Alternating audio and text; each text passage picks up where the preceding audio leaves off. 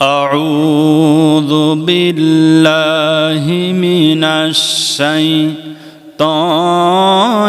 الرجيم بسم الله الرحمن الرحيم كنتم خير أمة أخرجت للناس تعملون بالمعروف وتنهون عن المنكر আল্লাহ রাব্বুল আলামিন কুরআনুল কারীমের ভিতরে সুন্দর করে জানিয়ে দিয়েছেন, আমি আল্লাহ রাব্বুল আলামিন এই পৃথিবীতে তোমাদেরকে উত্তম জাতি হিসেবে সৃষ্টি করেছি। লিতুখরিজান নাসা মিনাজ যুলুমাতি ইলান নূর, এই জন্য সৃষ্টি করেছি তোমাদের উত্তম জাতি হিসাবে।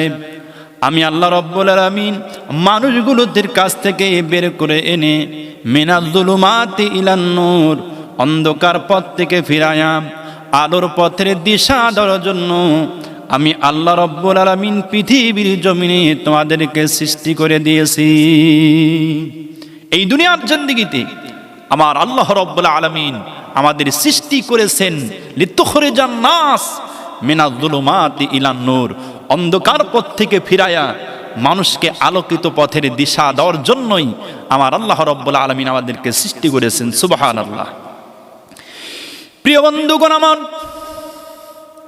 আল্লাহ রাব্বুল আলামিন কুরআনুল কারীমের ভিতরে এই কথাগুলো সুন্দর করে জানিয়ে দিয়েছেন। আল্লাহর নবী হাদিস শরীফের ভিতরে জানাই দিয়েছেন, মান রাআ মিনকুম মুনকারান ফালিগাইয়ির বিয়াদিহি, যদি তোমরা চোখের সামনে কোনো খারাপ কাজ দেখো, হাতের দ্বারা প্রতিহত করো, হাত দ্বারা বাধা দাও।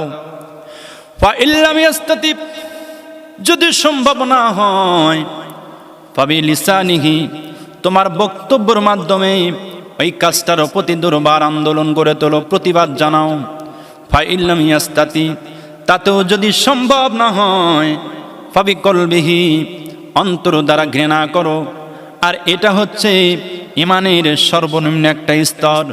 কিন্তু দেখা যাচ্ছে আজকে বন্ধুগণ, এই দুনিয়ার জিন্দেগিতে অহরহ খারাপ কাজ চলতেছে, কিন্তু আমরা কেমন ঈমানদার হলাম? এই পৃথিবীর জমিনে নিজ হাত দিয়া, মুখের জবান দিয়া, বক্তব্যের মাধ্যম দিয়া এবং অন্তর দ্বারা পর্যন্ত ঘৃণা করি নাই। তাহলে কোন প্রকৃতির ঈমান আমাদের ভিতরে আছে একটু চিন্তা ভাবনা করে দেখবেন। ঈমান তো নাই এই পৃথিবীতে।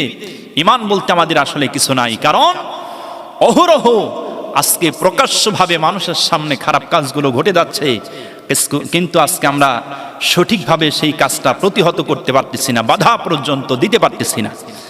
এর জন্য আমরা যদি বাধা পর্যন্ত না দেই, ঘৃণা পর্যন্ত যদি না করি, তাহলে ঈমানের সর্বনিম্ন স্তরে আমরা অবস্থান করতেছি। এই ঈমানের সর্বনিম্ন স্তর দিয়ে আজকে এই পৃথিবীতে জান্নাত কামাই করতে পারবো না।